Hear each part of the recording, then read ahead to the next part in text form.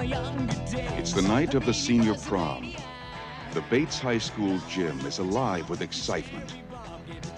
Everybody is there, even Carrie White. The girl no one likes. We're all sorry about this incident, Cassie. It's Carrie! And everyone makes fun of her. The girl who lives in that creepy house with her crazy mother. Help the sinning woman see the sin of her days and ways. Show her that if she had remained sinless, the curse of blood would never have come on her. The girl with the strange power. If I concentrate hard enough, I can move things. But tonight, no one will laugh at Carrie. If you don't have a date for the prom next Friday, would you like to go with me? She's with the best-looking boy in the senior class. He's trying to trick me again. She'll be voted queen of the prom. You know, I can make sure that you don't hurt Carrie White anymore. For Carrie, it will be a dream come true. For everyone else, it will be a nightmare. Carrie. A new film by Brian De Palma. Based on the chilling bestseller. Starring Sissy Spacek, Piper Laurie, and introducing John Travolta in his first motion picture role.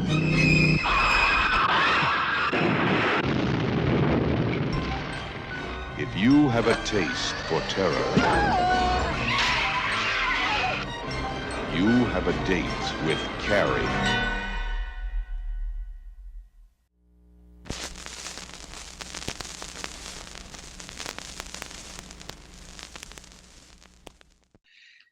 Hello, everyone, and welcome back to Deep Cuts. My guest today is a true dual threat, a voice that can summon the dead and a pen that brings nightmares to life. She's the lead vocals of New Jersey's metal juggernaut, Diabla, and when they're not leveling stages with guttural screams, they're carving out entire worlds on the comic book page, writing, illustrating, and bringing their vision to life with the same ferocity they bring to the mic. This is someone who doesn't just live at the edge of two intense art forms. They own it. Their work is dark, loud, fearless, and unapologetically them. Casey Cruz, thank you so much for talking with me today. Wow, that's an awesome intro. Thank you. Of course. You deserve it. And first, we'll just start right off with it. Do you want to tell the audience about your upcoming comic, Trinity Vampire? Yes. So a little bit about Trinity. So if you're into 2000s edgy media, whether that's anime or films or video games, then you'll definitely like Trinity Vampire. Think of Romeo and Juliet, but Juliet becomes a vampire, wants nothing to do with Romeo anymore. So now he has to become a monster hunter to get her back. So it's got the violence, it's got the tragic love story, it's got some of that dark humor. And sorry, my dog's so loud. You're good. Yeah. You have Yorkie, so you know, like there's yeah. Exactly. Yeah. So anyways, like I was saying, Trinity Vampire Volume 1 is currently on Kickstarter. By the time that this is probably out there, the Kickstarter will be hopefully funded and finished. And I will be distributing that book for everyone to be purchasing on my website. And I'm hoping to be able to go through comic book shops and Barnes & Noble to also distribute. That's awesome. And everyone listening, I backed the Kickstarter also, so you should. Wherever I post this, I'll put links everywhere, and please check it out. Yes, I also have late pledges enabled, so even if it doesn't get out by the time that the campaign's still live, you can definitely contribute to the project still afterwards. And when does the backing end? Do you know, do you have a specific date? Yeah, June 12th, so next Thursday. Next Thursday, okay. I'm thinking about publishing this on Monday, Tuesday, so that'll still give a little time. Okay, yeah, cool. All right. And still talking about comics, what got you into comics in the first place? Was it a specific artist, a series, or a moment in your life? It to mix up a couple of things. So, I guess what first actually got me into drawing was the Tobey Maguire Spider-Man movies. Mm. I was very young, and this was before I started pre-K or kindergarten, and I just vividly remember that like the TV was my babysitter, and we had a bunch of like movies, and we had the VHS tapes in particular. And we had a bunch of Disney movies. I remember being a huge fan of Lion King. And then we had like some of the earlier superhero movies, and Spider-Man was one of them. And for some reason, like I had a really close like affinity with Spider-Man in particular. And so, I would draw Spider-Man on envelopes. And then I also watched the Batman movies, the one that Tim Burton, I think, directed with yes. Yeah. With why am I blanking on all these names? Guy who played Beetlejuice, I think he was Batman. Michael Keaton. Michael Keaton, yes. Yeah, so I remember watching that movie, and just a bunch of like those goofy early comic book movies that came out in like towards the end of the 90s into the early 2000s. And then I knew I wanted to be a cartoonist. And so my dad got me like this little cartooning kit, and it kind of broke down how to do caricatures, but that was cool, but it wasn't really what I wanted to do. And so I don't know if you remember the Scholastic magazine, like not the magazines, but like the book fair type of. Yeah. So our class would get those, and I remember that Nintendo would have those drawing guides. And it would come with a guide, like a little pack of colored pencils and tracing paper. And so it would show you step by step on how to draw like Link and Kirby and Mario and all their characters. And so I would get those, and that helped boost my drawing capabilities. And then by the time I was in 5th grade, I started reading the Archie Sonic comics. And I remember falling in love with Tracy Yardley's pencils in particular.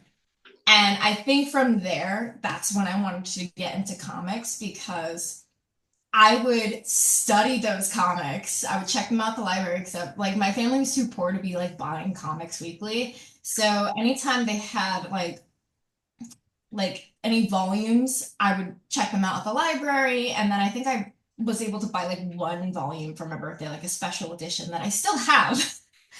And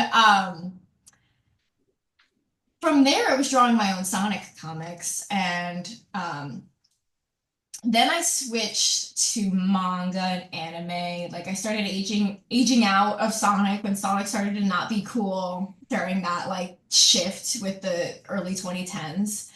And I got into anime and manga instead, started reading manga, and I realized that this was the medium that I wanted to do. So I religiously drew anime every day, came up with my own characters, and by the time I was 13, I had this character named Scarlet. She was originally a Sonic character that I converted into a manga character, and I was like, okay, like she's got to be like this cool, like badass chick. What can I do? And I was always into horror and stuff. I was reading Goosebumps, and like I always liked vampires. Like that was always the thing. I used to role play during recess as a vampire because that was fucking weird. So I was like, oh, she's gonna be this badass vampire. And I was like, well, like what story can I put around her? And then I started creating Miles, and then I started to really put myself into Miles. He's my main character of the story. And then from there, the early conception of Trinity started to happen.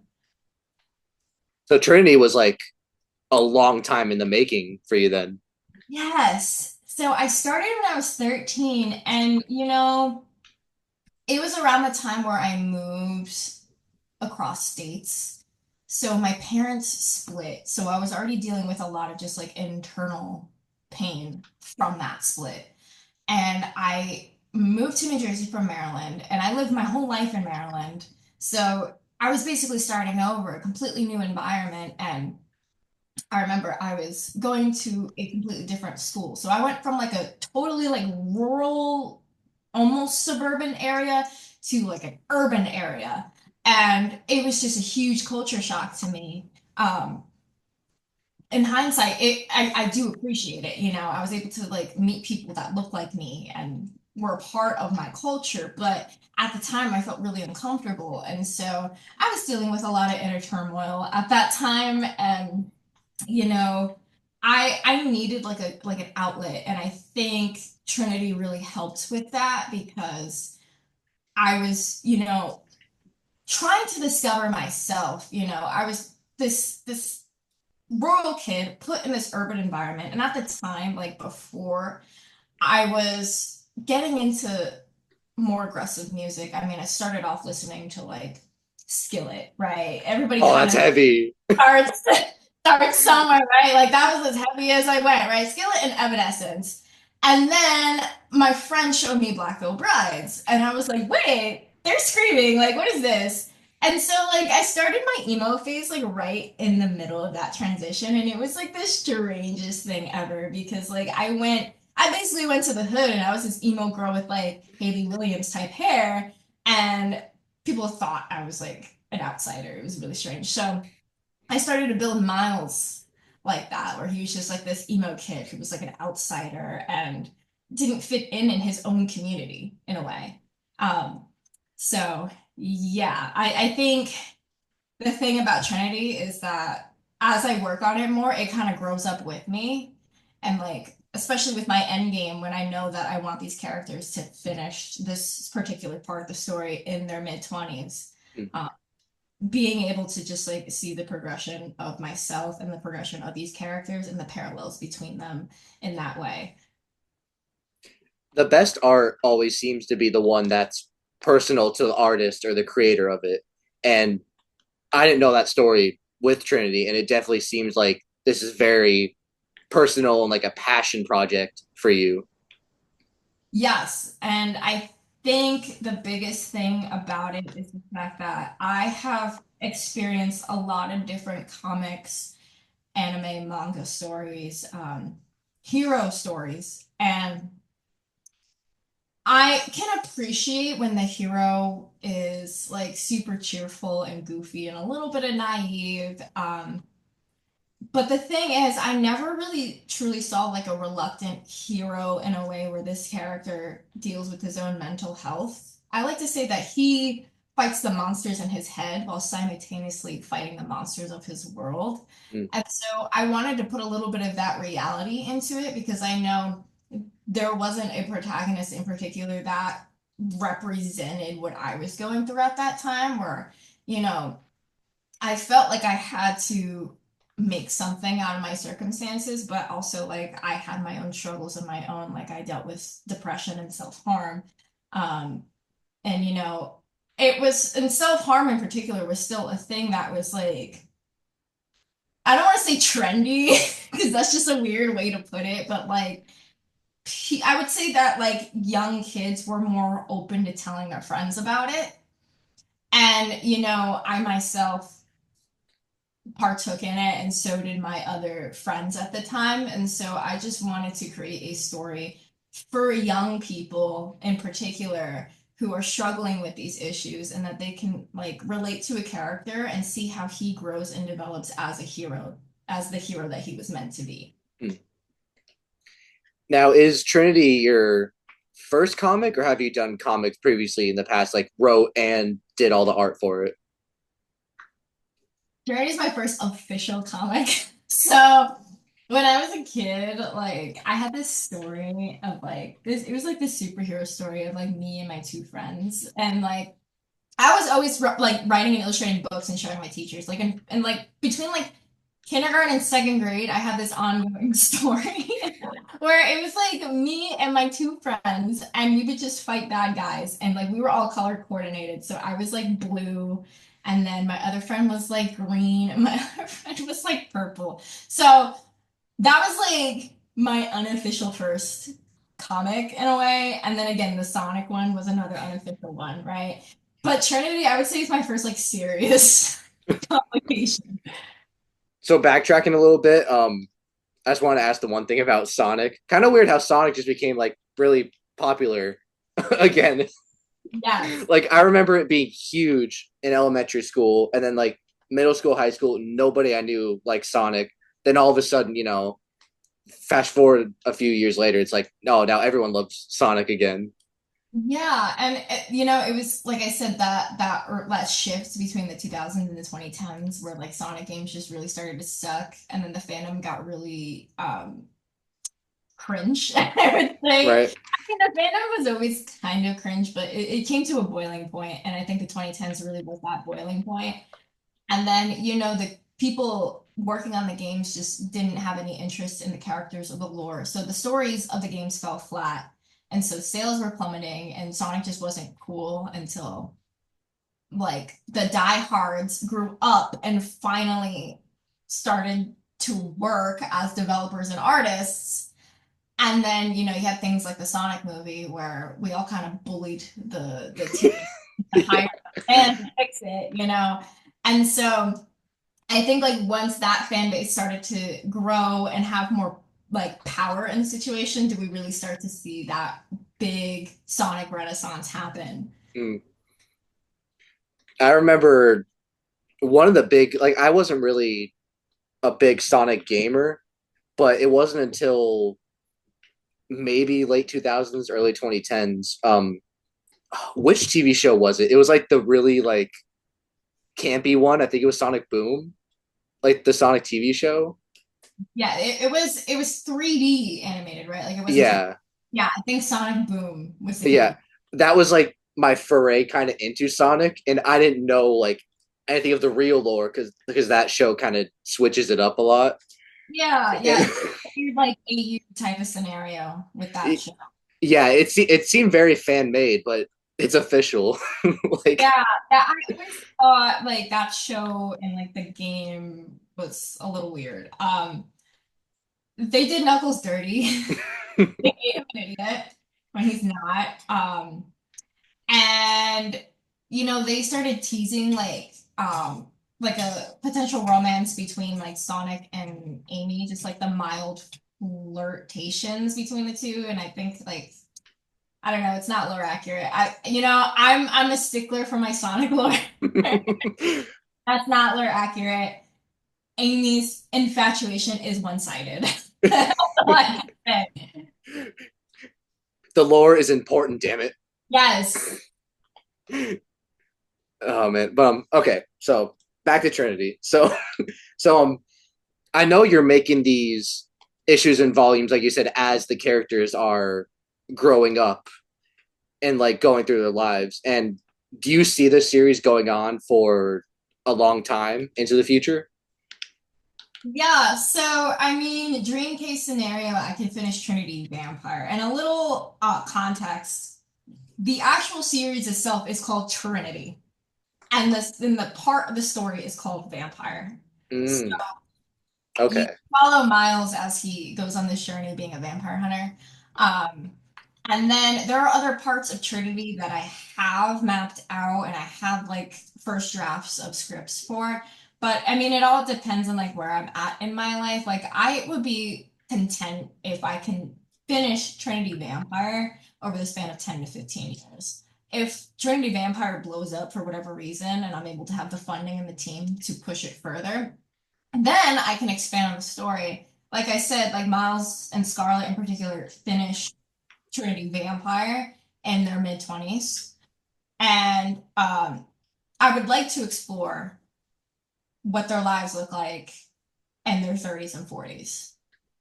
And the other characters as well that are the supporting cast. I also would like to have like an origin story about a lot of the events that happen in Trinity Vampire. A lot of it is backstory driven. And so there are certain things that I don't necessarily want to reveal in Miles' story that I would like to have a whole other story for. Okay. And do you see this series as only comics, or could you see this like maybe, like you said, like a whole origin story, like prequel thing, or spin-offs in like novels, or say even a movie or a show, if possible, in the future? Like, do you see this expanding? Yeah, I mean, my dream for Trinity is to have it as an anime because I think that'll be the full circle moment for me. again, like being like 13, 14, and like being heavily inspired by the anime that I watched at the time, that would just be like that would be my magnum opus, like having Trinity as an anime. I also considered a video game series too because I do like The Witcher and I like how they classify the monsters and how there's like this stigma against witchers. Um, and I like, how Geralt is portrayed and how you have to make conscious decisions about things, and every action does have a equal and opposite reaction. Mm. There are consequences in the game, and I think that would fit the world of Trinity very well. That'd be really cool. I could, I haven't read the comic yet, but I could totally see like, from what art I've seen and like what you've posted about Trinity, a video game could be really cool for that. Yeah, yes. If not an anime, definitely a video game. That'd be sick. I hope that happens sometime. If that can, that'd be so cool. Yeah, literally, it would be a dream come true. I think I could die happy. Like, oh, my life is fulfilled. It's over. That's it. That's it. So now you're also a vocalist in Diablo. Now, how do you balance your time between, the demands of being in a metal band and also trying to write and draw comics? And also your day-to-day life also. I choose to have no friends. I mean, I love being social. I actually crave it a lot. But it's a lot of sacrifice that goes into it. And I think at the end of the day, I have to remind myself like what the goal is and keep on pushing towards it. Because there are some days where I'm just like, wow, I don't want to deal with administrative band tasks. And there are some days where I don't feel like drawing, but I feel like any time that I can put into my passion projects is going to rebound and more reward in the future. And so I had to remind myself, like, and now there's a helicopter over my house for some reason. But yeah, I just have to remind myself of the end goal always, and that's how I try to remain sane. And self-care is a huge thing, and my version of self-care is to be physically active. So I train in Muay Thai, so I'll go to the gym just as my little detox Mm. kind of zone, and then I'll come back and I'm like, wow, like I can come back and focus because I did something nice for myself. Right. Right. Beating the shit out of someone and they're good. Yeah, something nice for myself by hurting people. So now for anyone listening, I don't know if I probably didn't clarify this, but Casey was also the lead vocalist of Final Girls, who I interviewed before, and now they rebranded as Diablo. Now, Casey, how did the rebranding of Diablo come about? Okay, there are a lot of details that I can't disclose about Okay. that. But I will say, for me personally, I was aging out of the name Final Girls. I went into the band at age 22, and most of my band members were still under the drinking age, the legal drinking age. And, you know, for the original members, they still started that band while they were in high school or just getting out of high school. And so for me, I already graduated college. So coming into Final Girls, I always felt a little weird about the name. I always felt like we were portraying ourselves as jailbait. And that's something that I never would want to convey. And by the time that we were ready to continue making music, I think we all felt that we were just growing up a little bit and needed a new name and a new image. Now, with being in, a metal band and being a comic book artist, do you find like that the two worlds kind of feed into each other, like creatively? Like, do you find like a balance with it? Yes, more often than I anticipated. So the cool thing about it is sometimes there are these strange occurrences where I will be at a convention and someone will be like, hey, I know you from your band. And I'm like, wow, cool. And then there are certain times where, you know, one, for example, I signed up for a convention and I had no idea that a guy from a band that I played with coordinated that convention. And so they emailed me back and they're like, "Hey, I didn't know you were in this world too." And I'm like, "Yeah." And like as far as like the horror and the comics and the metal community go, I find that they have a lot of strong overlaps.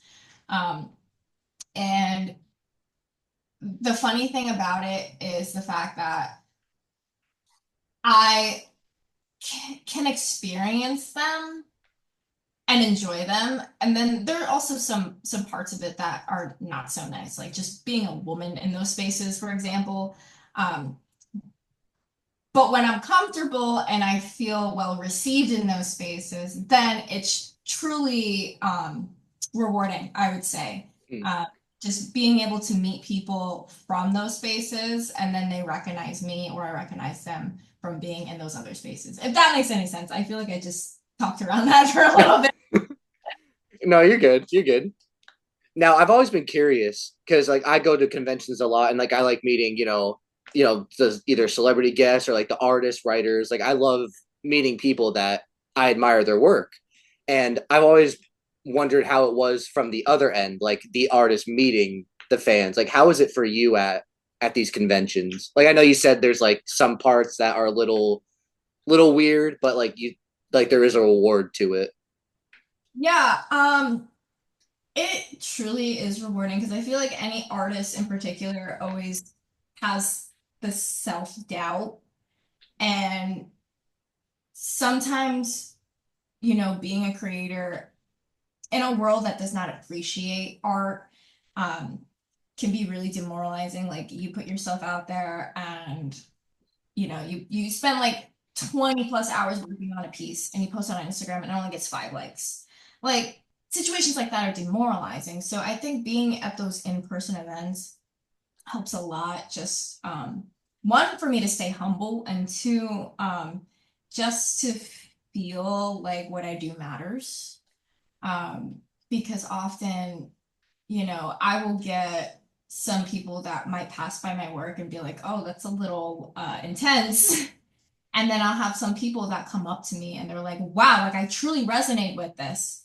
And it's funny how people work. I remember one time the first ever interior page that I sold was actually from chapter 6 Eternity. So not in volume 1, but the next chapter.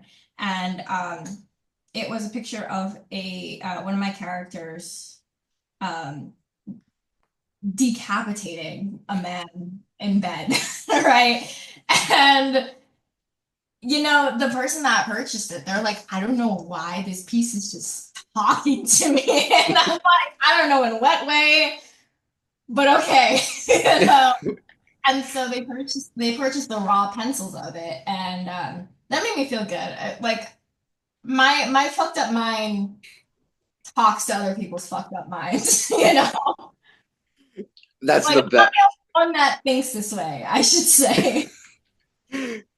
That's truly the best feeling. And this is off topic, but like, did you see that light go out before?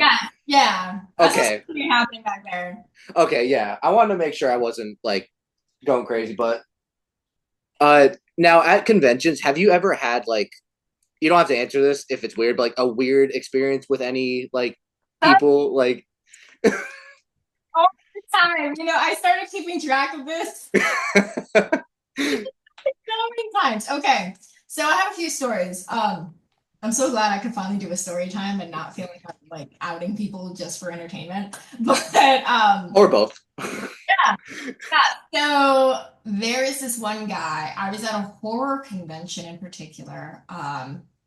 Mind you, I did this horror convention twice, did not like it at all. So I would never be doing it again. So even if this guy for some reason stumbles across this for whatever reason, well, I'm never gonna cross paths with him again, probably. So I was wearing my Amon Amarth shirt that I got from their tour that they did with Cannibal Corpse. person stole an obituary. Mm. And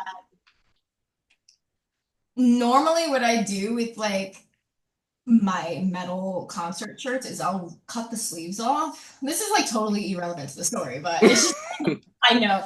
I'll cut the sleeves off just so they're like more like muscle tees so I look tougher and meaner. And it was hot. I think it was like in September, so I was still wearing that shirt because it was still like weather appropriate. And I'm minding my business setting up my table, and this old man who was like volunteering to help with this convention, right? Comes up to me and he's just like, "You listen to Amon Amarth?" And I'm like, "Yeah." He's like, "I fucking love Amon Amarth. Check this out." And then he showed me like that he like met one of the band members at like this Viking festival. I think like somewhere in Pennsylvania, I think. And then he was just like, like I think he was talking about like his niece or something, or his cousin. It was like a female family member who he did not know also listened to Amon Amarth.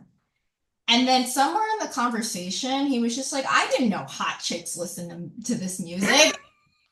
And I'm like, "You were just talking about a female friendly family member like 2 seconds ago, and you're also talking to me to my face. Like, that's fucking weird." Like, it was just wildly inappropriate the way that he was just talking about women in context to metal. And so I felt weirded out. And then he would always come by my table and check out what I was listening to on my speaker, like all the time, like literal table harassment, and be like, "Why aren't you listening to Mon Amarth?" Because I was like I listen to other bands. I don't know what to tell you. I listen to other bands. So that was a really strange interaction, where he was just completely tone deaf about women in general and metal. And then there was this other time, this is kind of recent too. I was at a comic convention that I was at, and my fiance was doing the convention with me the whole weekend. And normally, like, I'll have like friends help me out, but my fiance was with me, and he went to go get lunch. And I make eye contact with this one person, and it was a particularly slow weekend, as far as like the Saturday went. But my Sunday was, I'm sorry, my Saturday was good. My Sunday was slow. And so I was, just trying to get engagement to the table. So I look at this person across the room, and I smile at them because it's just like, I'm trying to put on like a friendly demeanor. I have this like resting bitch face that I'm trying to beat out of me. So like I can come across as more like welcoming. This person comes to my table and starts talking my ear off about my artwork, about Sonic, about like this one particular anime that we somehow both knew about. It's not super obscure, but not popular at the same time. And then in particular, this is an anime, it's called Air Gear, so it's about skating.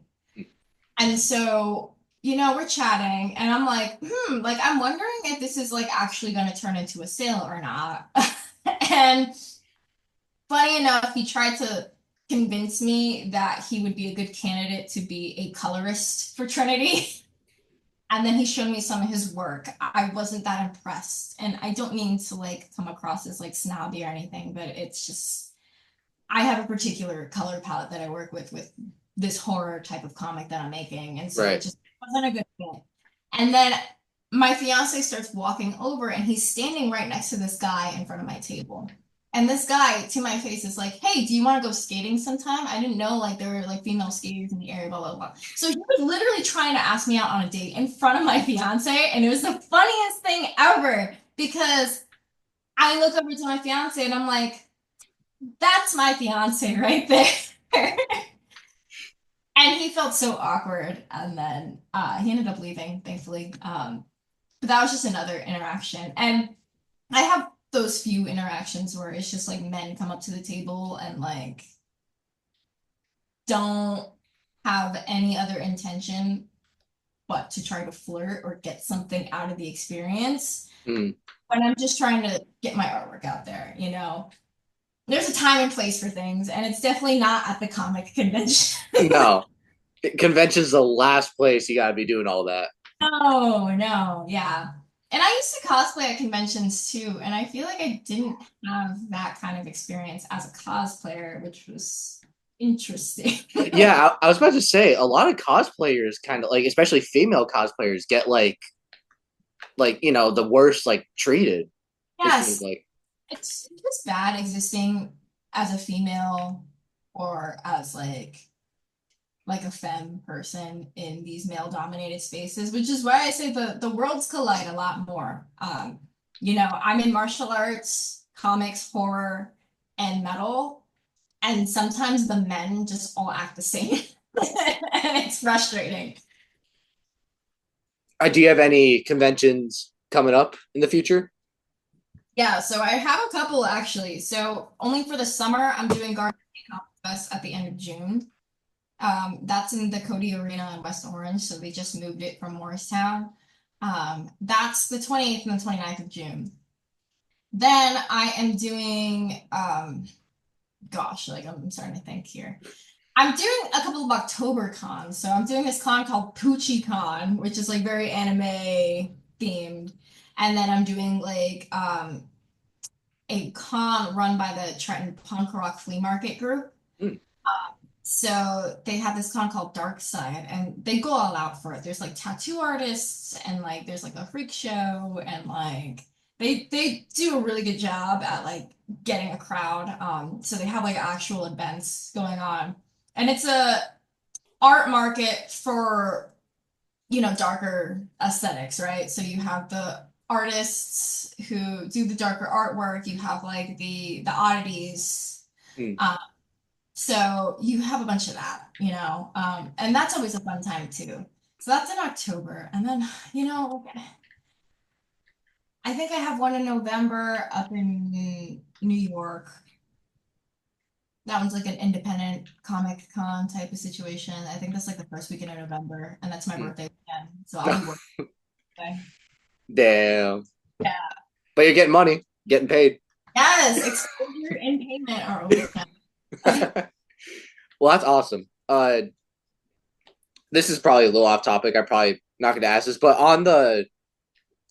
this is just a question that I'm asking. But who runs the Diablo Instagram? Is that like a collective between all of you? Or is there one specific person?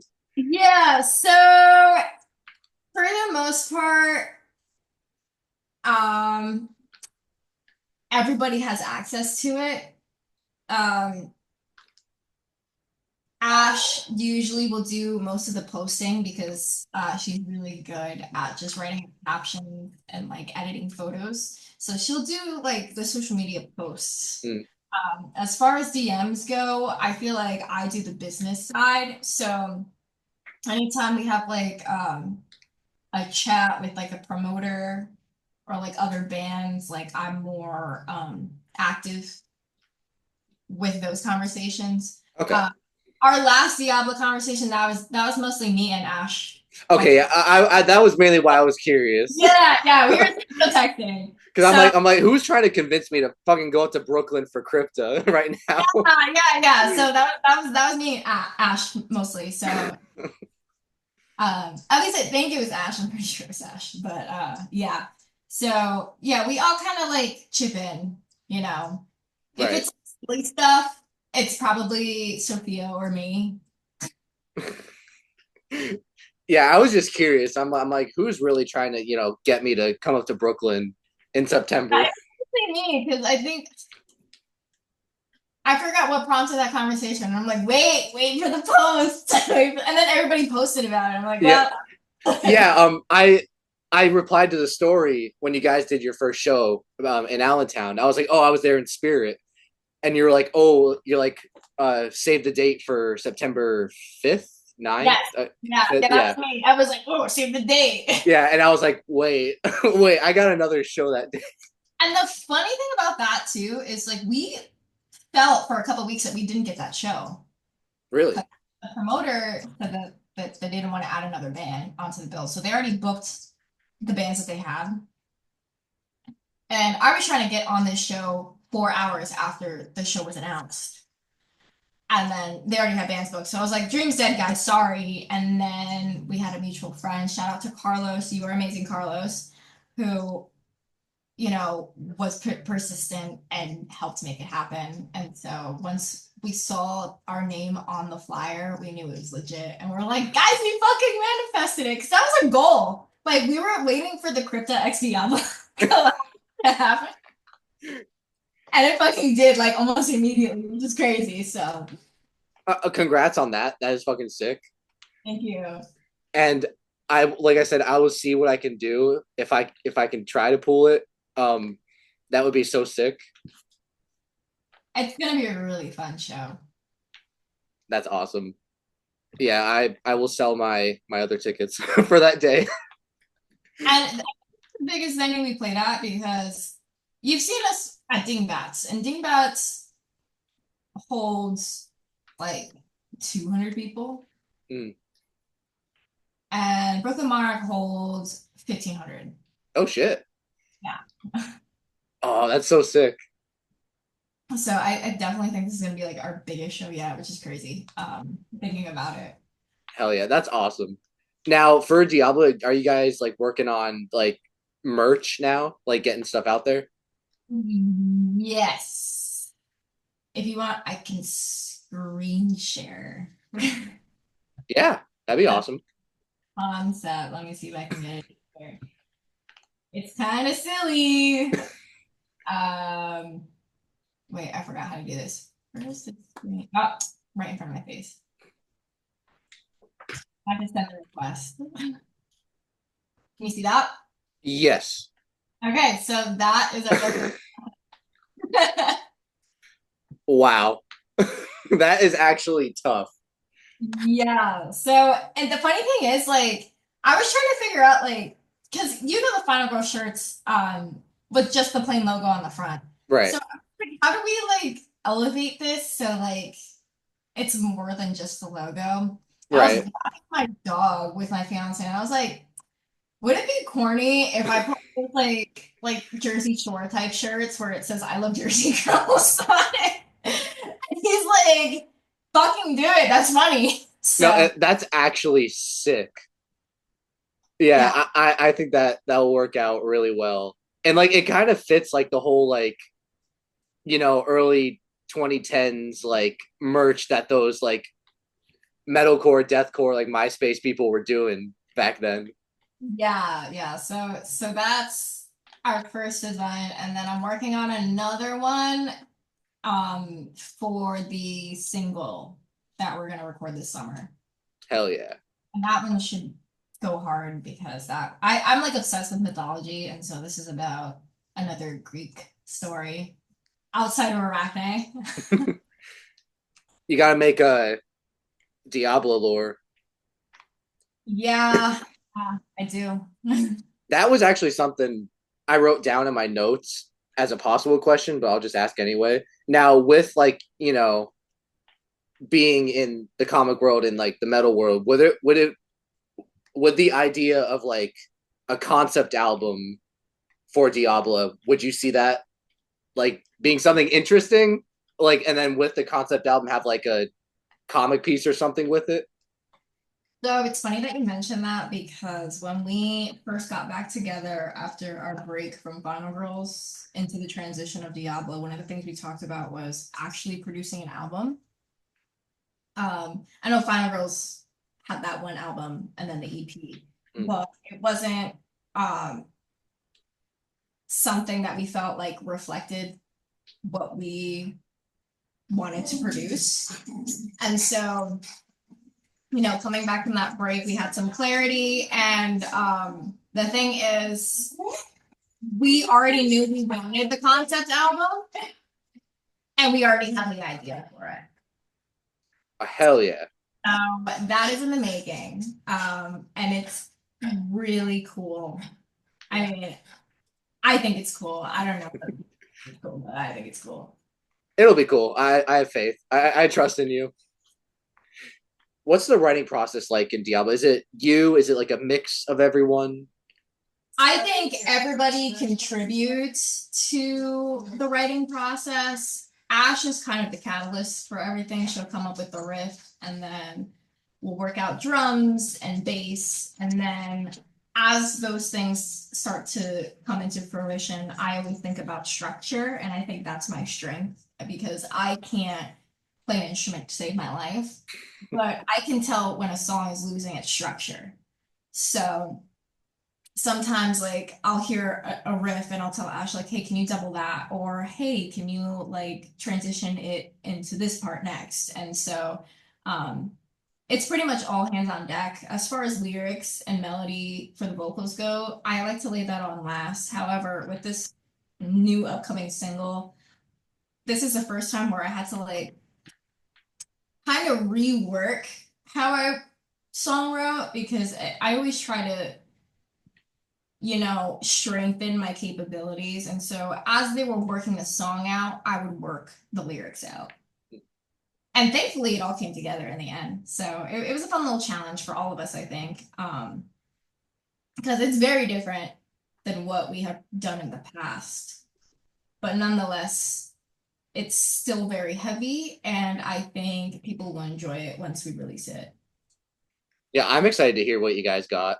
Now, is like now you said the style's a little more different. Like what would you compare it to? Like what would you say? So that's a great question. You know, a part of the break and coming back into the band and forming Diablo was Ash and I talking about like how we can incorporate more melody into our songs. Hmm. And so I would say we are kind of honing in on the melodic part of death metal. But we still like the breakdowns. I feel like the breakdowns are never gonna go away. Hell yeah. That's just embedded in our soul. But I think combining that in a way that's still death metal and not so much like metalcore or deathcore, like yes, we have those influences, and yes, we want elements of that in our songwriting still, but I think just being able to come up with something a little more unique and still what we call make it evil in a sense. We're always trying to make things as evil as possible with our riffs. And she's been very inspired by the Black Dahlia Murder, and I have been very inspired by Cataclysm, and I think those bands are very similar. And so when we're always trying to work out like and workshop like riffs and that kind of stuff, we always kind of fall back on those two bands for inspiration. That's so sick. I'm excited to hear what you guys got. Hopefully, I know you said you're recording something in the summer, so I'm excited to hear what you got there. Yes, it's gonna be I feel like like I said, it's gonna be different than the Final Girls catalog, but I don't think it's gonna be too different. But it's gonna show a lot of maturity. Now, I was curious. Now, I wasn't there for your first show back in Allentown, which I was so mad. Like my trip when I was planning it, and you told me it was June 1st or June 2nd. I was like, damn it! Like I was in Pennsylvania like the week before. Like I was so mad about that. But what was your set list like? Like, are you playing Final Girl songs, or is it like demos of stuff you got going on, or? Yeah, so it's been a challenge to try to like completely like wipe the slate clean as far as the set goes. We did play 2 Final Girl songs. And one being Arachne and the other one being Parasite. I think they just fit the set well. And then we did 2 covers and then the single that we're working on. It was also good to just like get our feet wet because we were all kind of burnt out after that show, and we're like, wow, like we need to work these muscles again, you know.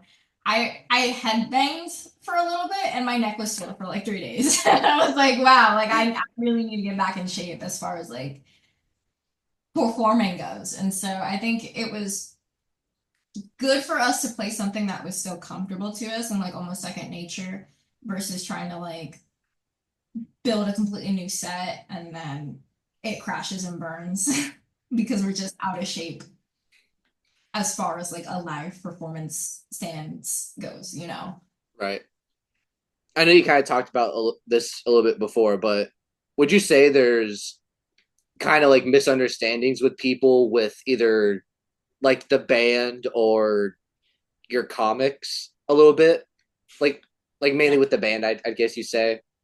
Yeah, so definitely with the band, I think the comics are a little more straightforward. Um, as far as the band goes, I think one of the problems that we had with picking a name when finding something that A wasn't taken and B something that still reflected us in a way. Um, and we settled on Diabla. I actually came up with that one because we were pitching like over 200 names, I think, at that point. And when I pitched Diablo, that was one that we kind of put in the back burner just in case something else came along, but nothing else really came along. And I think the biggest issue with Diablo itself is people are going to think that we're going to have all this like demonic imagery associated with the name. And we already knew like we didn't want that because we always find that really corny in metal. And also, like I'm not religious, but I am Christian and I'm non-denominational. So I think when I was thinking of Diabla, it wasn't more of just like an FU to religion. It was more of like the idea of what like the term Diabla means. It's like a she devil, right? And so I think it's like a woman who defies the expectations that a man puts on her. And that's where I went with that idea. I don't know if the other members have a similar theory or have their own theory, but for me, it was just about the fact that we have been a band for a couple of years now, and we have been on the receiving end of a lot of stuff, and some not so good, some comical, and some just actually scary. And so I think with a name as I guess in your face as Diabla, it kind of establishes a boundary a little bit better than Final Girls did. Mm. And I think when people hear Diabla, they're more likely to be like, okay, let's not piss these girls off. If that makes any sense. Let's not mess with these girls. Right. I think it just has a different connotation to it. Yeah, I love the name. I think it fits very well. And I really like your message with that. Would that would holy shit, I can't talk. uh with the message of the name, like you just said, is that an occurring theme with the songs, or like are you going like a different route with the lyrics? I would say that they would be themes in the songs. Like I love storytelling, and so I find inspiration from a lot of the books that I've read. Obviously myths and culture and philosophy. And I think a lot of that is going to come into Diabla. I think with Final Girls, I wasn't able to have that creative direction with a lot of the songs, so I did what I could with it. Now I do feel like I'm able to explore, themes of like suffering and triumph a little bit more. And I think that is where Diablo's going to go with the songwriting. We're still going to have, a lot of that in your face type of imagery, as well as, the riffs in front of it. But I think I want people to think more about the lyrics and the content and the message. And I feel like that's my job as a songwriter, to get people thinking. Did you feel trapped with Final Girls because of the name like being related to horror movies, that it had to stay that route? Yes, I did, and I'm gonna say that with my chest. I came into the project when like it was not my project. And there were times where I wanted to explore other concepts and I couldn't. And again, I did what I could. Like I said, with Arachne, like I love that Greek myth of just someone being cursed to be this horrifying creature. But still tell the message of like what pride and hubris does to a person and how that affects the relationships around them. So I was able to kind of like work around it a little bit.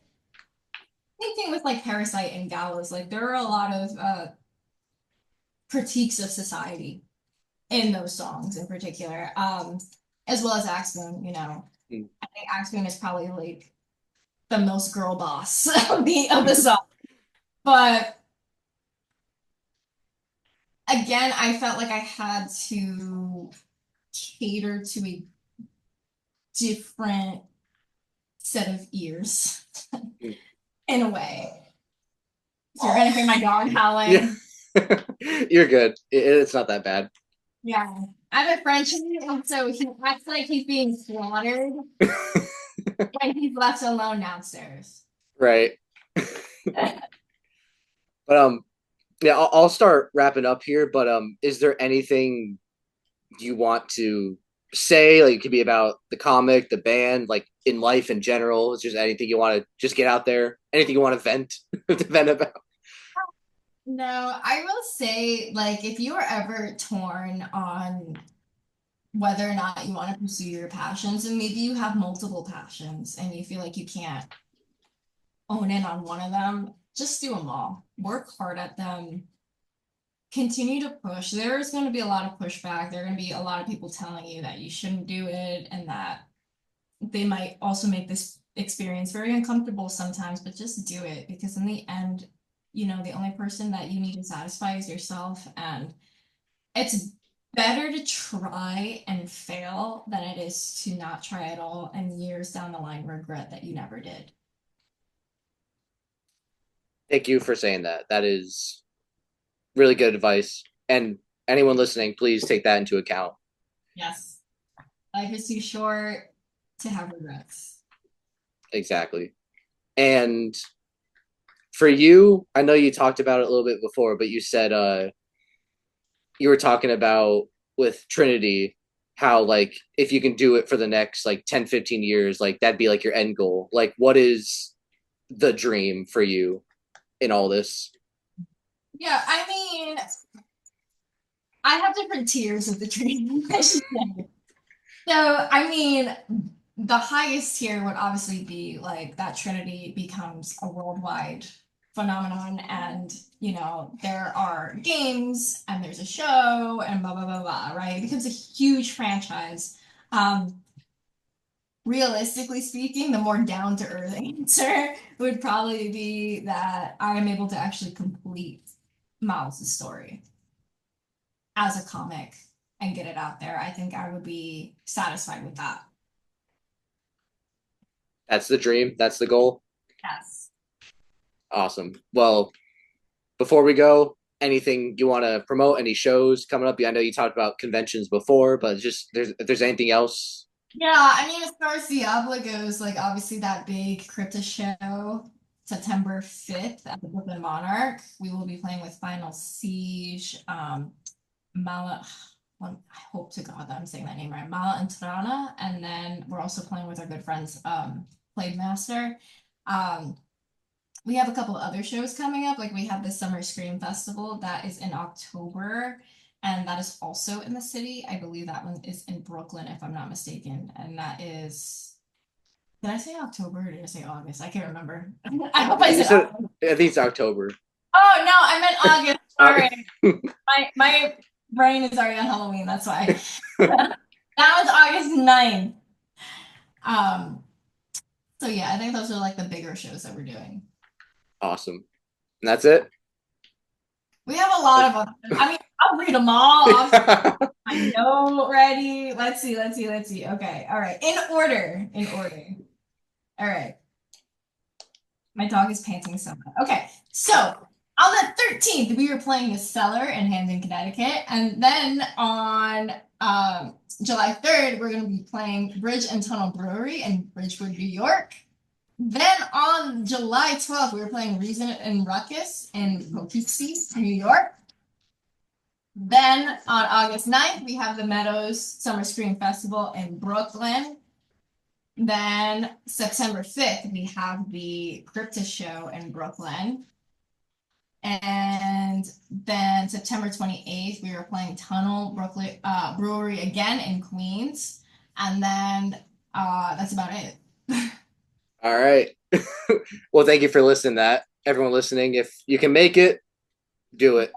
Follow Diablo.metal on Instagram to stay updated on all of our shows, and follow Carnations X Carnage on Instagram to stay updated with all of my artwork.